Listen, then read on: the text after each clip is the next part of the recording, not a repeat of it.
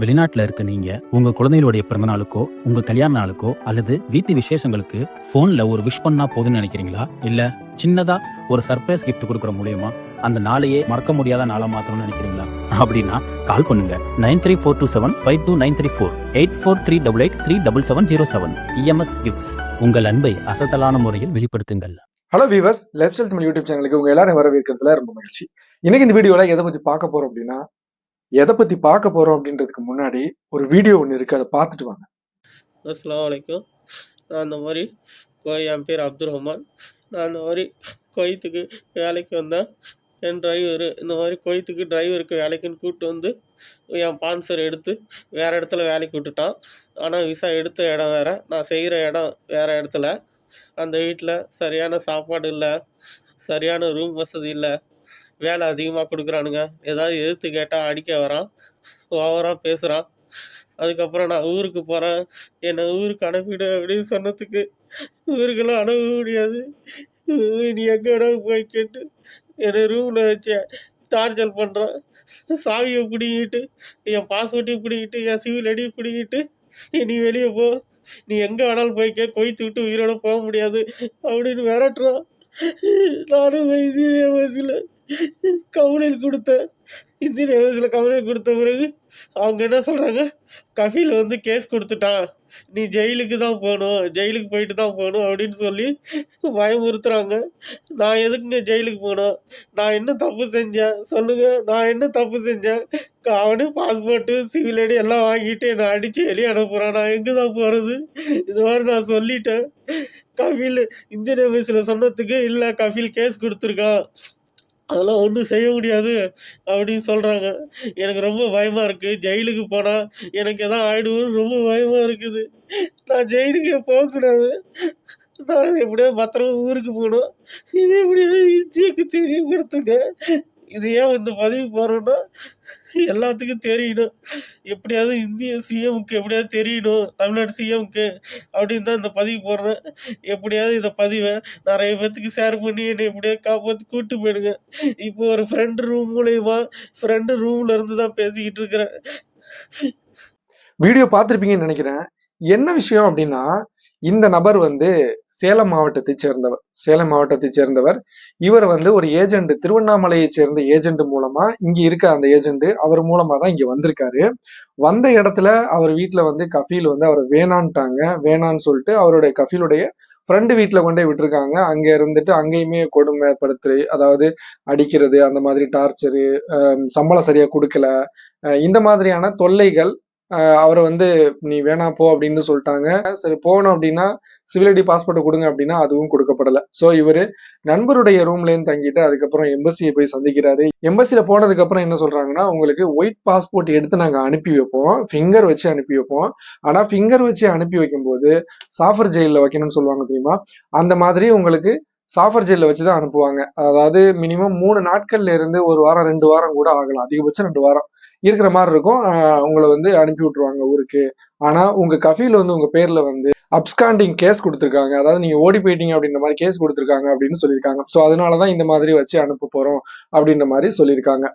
ஆனாலும் இந்த நபர் என்ன சொல்றாரு, இவருடைய வாதம் என்னன்னா, இந்த வீடியோல பார்த்திருப்பீங்க, நான் எந்த ஒரு தவறும் பண்ணல, நான் வந்து அநீதி இழைக்கப்பட்டவன், அநீதி இழைத்தவர்கள் தப்பு பண்ணவங்க இருக்கும்போது நான் அநீதி இழைக்கப்பட்டவன், எந்த தப்புமே பண்ணல, நான் ஏன் ஜெயில இருக்கணும், நான் எந்த தப்பும் பண்ணாத படும்போது எனக்கு தான் நியாயம் கிடைக்கணும், எனக்கு வந்து அநியாயம் நடக்குது, அப்படி இருந்தும் நான் வந்து ஏன் ஜெயில இருக்கணும், அப்படி ஜெயில வச்சீங்க அப்படின்னா நான் தற்கொலை பண்ணிப்பேன், என்னோட உயிரை மாச்சிக்கிருவேன் அப்படின்ற மாதிரி அவரு சொல்றாரு.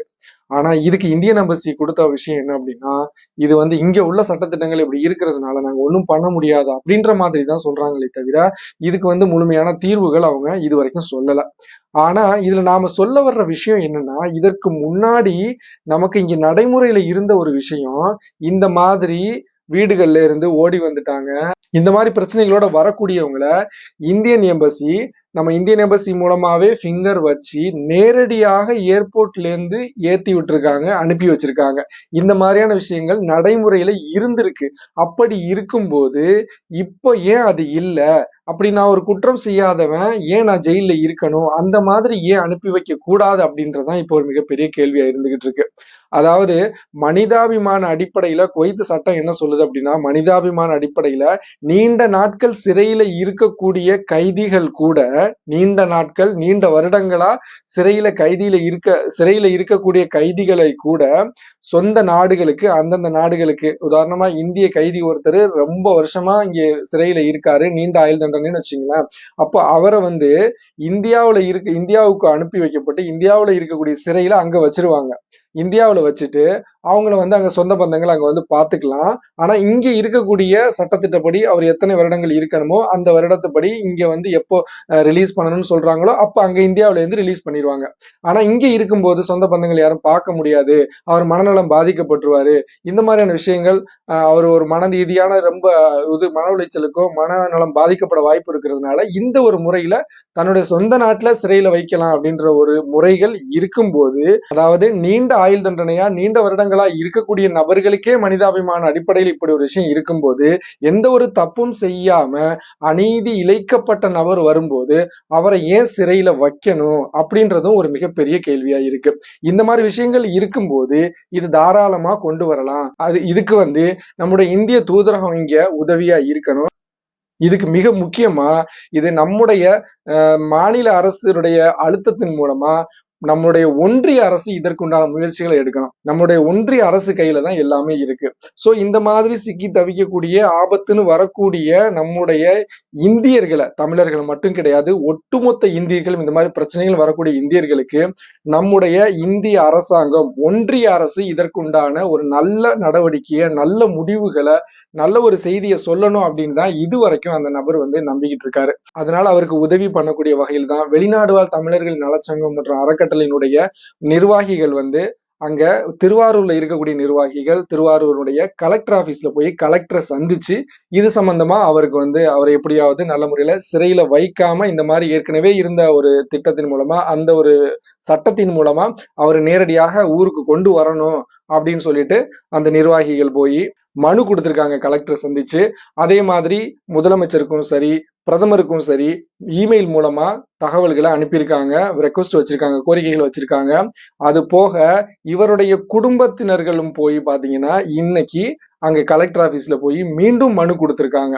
சோ இந்த அழுத்தங்கள், இந்த பிரச்சனைகளுடைய தீவிரத்தை புரிந்து கொண்டு ஒன்றிய அரசு இதற்குண்டான நல்ல நடவடிக்கைகளை எடுக்கணும் அப்படின்றதுதான் ஒட்டுமொத்த தமிழர்கள் மட்டும் இல்லாம இந்தியர்களுடைய மிகப்பெரிய ஒரு கோரிக்கையா இருந்துகிட்டு இருக்கு. அதனால இந்த விஷயத்தை வச்சு பாத்தீங்கன்னா ஒன்றிய அரசு நல்ல ஒரு தீர்வை நம்ம ஒட்டுமொத்த இந்தியர்களுக்கும் கொடுப்பாங்க அப்படின்ற ஒரு நம்பிக்கையில தான் நாமளும் நம்பிக்கிட்டு இந்த ஒரு தகவலை பதிவு பண்றோம். அதனால இந்த தகவல் சம்பந்தமா நீங்க என்ன நினைக்கிறீங்க அப்படின்றதையும் மறக்காம கமெண்ட் பாக்ஸ்ல தெரியப்படுத்துங்க. அதே மாதிரி மிக முக்கியமான ஒரு விஷயம் என்ன அப்படின்னா, இந்த வீடியோ பார்க்கக்கூடிய நபர்கள் உங்களுக்கு தெரிந்திருந்தாலும் சரி அல்லது இந்த பார்க்கக்கூடிய நபர்கள் நீங்களாக இருந்தாலும் சரி, அதாவது என்னன்னா இந்த மாதிரி முன்னாடி ஏதாவது பிரச்சனைகள் வந்துட்டு இந்தியன் எம்பசியோட ஃபிங்கர் வச்சு நேரடியாக சிறையில வைக்காம ஊருக்கு போயிருப்பீங்க தெரியுமா? அந்த மாதிரி உங்களுக்கு தெரிந்த நபர்கள் இருந்தாலும் சரி, இந்த பார்க்கக்கூடியவங்க நீங்களாக இருந்தாலும் சரி, நேரடியாக எனக்கு நம்ம கமெண்ட்ல தெரியப்படுத்தினாலும் சரி அல்லது என்ன தொடர்பு கொண்டாலும் சரி, எனக்கு இந்த வீடியோல நம்பர் கொடுத்துட்றேன், என்ன தொடர்பு கொண்டாலும் சரி, இது மிகப்பெரிய ஒரு உதவியா இருக்கும். இனி அடுத்து வரக்கூடிய நபர்களுக்கு மிகப்பெரிய ஒரு உதவியா இந்த மூலமா ஒரு விடிவு காலம் பிறக்கிறதுக்கு காரணமா இருக்கும். இனி ஒருத்தரும் இந்த மாதிரி பாதிக்கப்படக்கூடாது. சோ அதுக்காக இந்த வீடியோ அதிகமா ஷேர் பண்ணுங்க, உங்களுடைய கருத்துக்களையும் தெரியப்படுத்துங்க. மீண்டும் ஒரு நல்ல பதிவில் சந்திப்போம். நன்றி.